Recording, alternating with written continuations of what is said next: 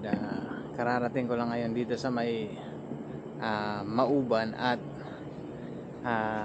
sinubukan kong mag-ikot-ikot at maghanap ng bukas na paliguan dito, pero wala pa ako nakita mga brad, sarado pa, halos lahat sarado pa. So pumunta ako dito mga brad sa may, ayan, itong tindahan na to mga brad. So magkakape dapat ako mga brad, pero mababait yung tao dito mga brad, si Sir Mark at saka si Ma'am Jessica, at pinapasok muna nila ako dito at pinayagan nila ako na mag-stay muna sa cottage nila dito. Ayan, so ang pangalan ng resort na ito mga brad, ayan, Lomberios, ayan, Travelers Inn and Resort. Ayan mga brad, so iidlip muna tayo mga brad, at bukas ipapakita ko sa inyo kung gaano kaganda itong resort na ito, na nagmagandang loob, para patuloyin muna tayo. Ayan, so dyan lang kayo mga brad, kita tayo bukas. Ayan.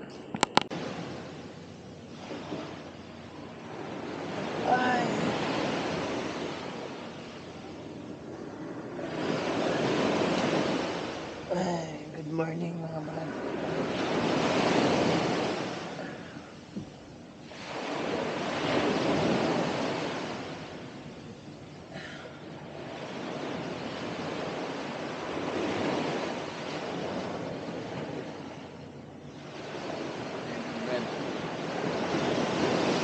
Alas 6 na. Alas 6:03.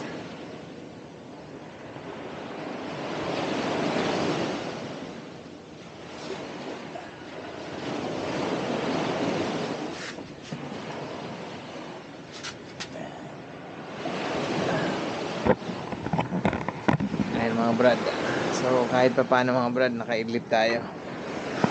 Ayan. Ay, mga ambon mga brad.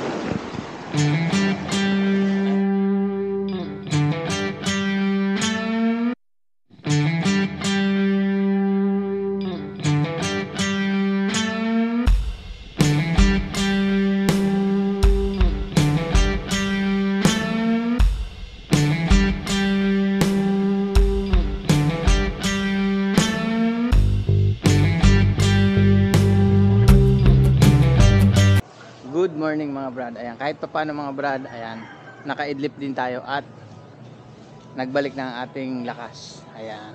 Siyempre mga brad, bago tayo umalis, ayan, magpapasalamat muna tayo kay Ma'am Jessica at saka kay Sir Mark. Ayan, at siyempre salamat kay Sir Froilan at saka kay Ma'am Ori, sila ang nagbigay sa akin ng almusal mga brad. Ayan, so maraming salamat mga brad. Sana kung mapapasyal kayo ng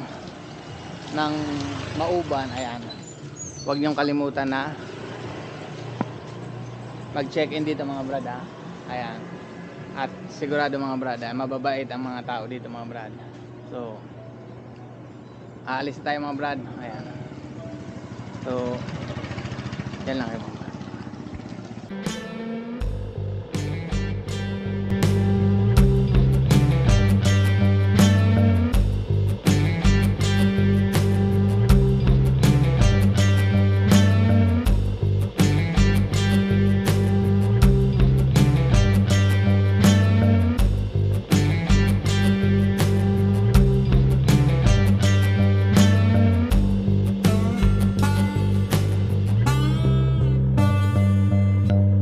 Nakiiwan muna tayo ng motor mga brad. Ayan, at bababa na tayo mga brad.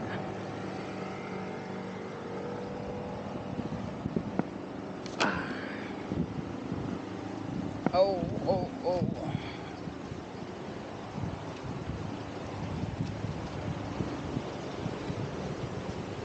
Grabe mga brad, oh. Ang linis ng tubig na umaagos sa drainage.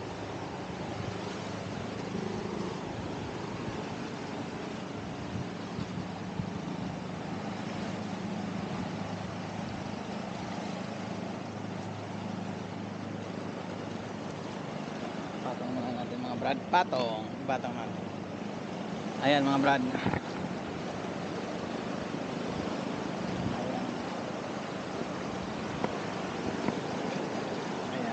mayroong mga marmol mga brad. Ayan, mayaman sa marmol ang lugar na to mga brad. Nandito tayo sa may gilid ng Mauban Real Road mga brad. Ayan, wala tayong makitang landmark dito mga brad eh. Ayan. So kung nagawi na kayo sa kasadang ito mga brad, ayan, mula dito sa kinalalagyan ko mga brad, eh ang distansya ko sa Quezon Power Plant siguro mga brad nasa mga 4.5 kilometers. Ayan, so ganyan kalayo ang distansya natin mga brad, para magkaroon lang kayo ng ideya ng ating lokasyon. Ayan. Ayan. So ngayon mga brad, nasa harap natin ang Cagbalete Island mga brad. Ayan. Nasa kanan natin mga brad ang Alabat Island. Ayan yung Perez. Ayan. At nasa kaliwa natin mga brad ang, ayan, direksyon na yan mga brad, papuntang Pulilio Island yan mga brad. At ang nasa likod ng Cagbalete Island mga brad, alam niyo na mga brad, Bilisin Island tama ba? Ayan, kung saan ay pinupuntahan ng mga mayayaman mga brad. Ayun. So mula dito mga brad, sa kinalalagyan natin ay susubukan natin languyin ang Cagbalete mga brad. Ayan. So kanina pa ako nandito mga brad at medyo masungit ang dagat mga brad. Sana kumalma mga brad. Inaantay natin na kumalma mga brad. Grabe ang alon kasi kanina mga brad. Ayan. At wala na tayong orasan mga brad. Pero ang oras natin mga brad eh, alam, tinuruan ko naman kayo kung paano bumasa ng oras eh. Gamit ang kanina mga brad. Ayan. Ayan. Mga nasa alas 8:20 na yan mga brad. Pag ganyan. Ayan. Kita nyo? Ayan. Alas 8:20. Ayan. So dyan lang kayo mga brad.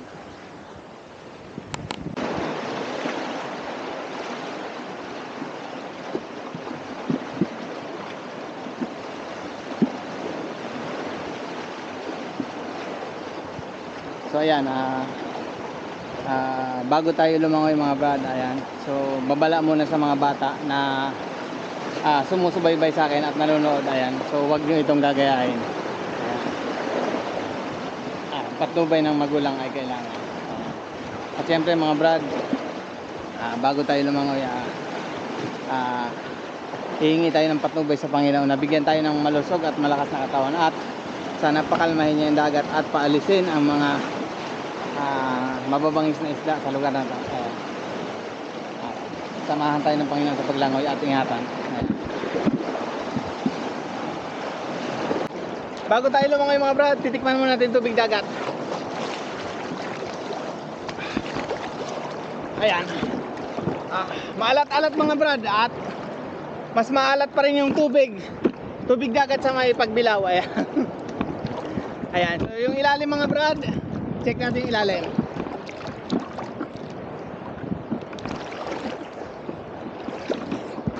Bato mga brad, bato yung ilalim. Ayan, wala pa tayong makapanabuhangin. Bato yung ilalim.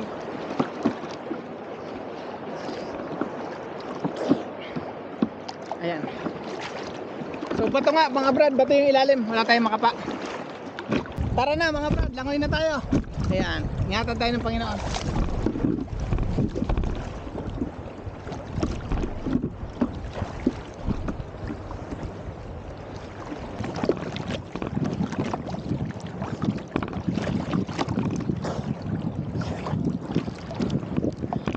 Ayan mga brad, pinagmamasdan ako ni Boss Joseph at saka ni Boss Jonathan. Ayun, nasa gilid sila mga brad, nangingisda.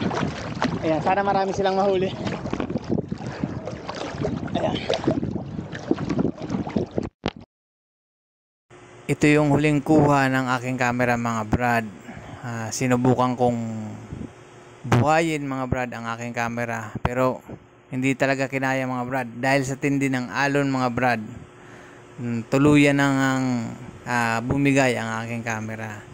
At gusto ko lang magpasalamat mga brad sa dalawang mangingisda na naghatid sa akin sa gilid ng Pangpang. Ayan, pasensya na kayo mga brother, hindi ko kayo na-videohan at nabasa yung aking gamit. Pati yung aking cellphone na muntik na. Ayun, kinabahan ako mga brad. Akala ko pati cellphone ko mga brad nabasa. Ayun, salamat sa Diyos at safe naman mga brad. Ayan. Salamat pa rin mga Boss JR, Boss Fernando. Salamat sa inyo mga brother. Ayan, salamat sa paghatid sa akin sa Pangpang. Ayan.